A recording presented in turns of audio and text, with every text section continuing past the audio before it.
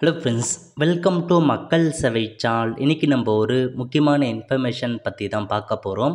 அதாவது அரசு ஊழியர்களுக்கு பல்வேறு வகையான அறிவிப்புகளை பார்த்தா பட்ஜெட்டில் தமிழக அரசு அறிவிச்சிருக்காங்க. இப்போ இதை பற்றின மொத்த இன்ஃபர்மேஷன் தான் இந்த வீடியோ பார்க்க போகிறோம்.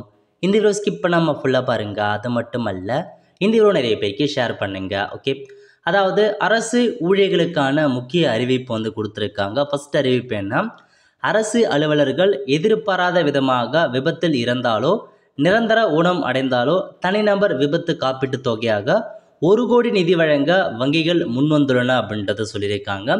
ஸோ விபத்தில் இறக்கிறீங்களோ ஊனமானாலோ உங்களுக்கு தனிநபர் காப்பீட்டு திட்டம் பார்த்தா ப்ரொவைட் பண்ணுறாங்க. வங்கி மூலமாக அந்த காப்பீட்டு திட்டம் செயல்படுது அப்படின்றத சொல்லியிருக்காங்க.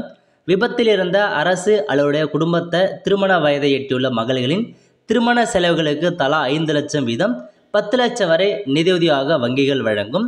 விபத்தில் இறந்த அரசு அலுவலருடைய குடும்பத்தில் உயர்கல்வி படிக்கும் மகளின் உயர்கல்விக்கான உதவித்தொகையாக 10 லட்சம் வரை வங்கிகள் வழங்கிடும். அரசு அலுவலர்கள் தங்களது பணிக்காலத்தில் எதிர்பாராமல் இயற்கை மரணம் அடைந்தால் ஆயுள் காப்பீட்டு தொகையாக 10 லட்சம் வங்கிகள் வழங்கிடும்.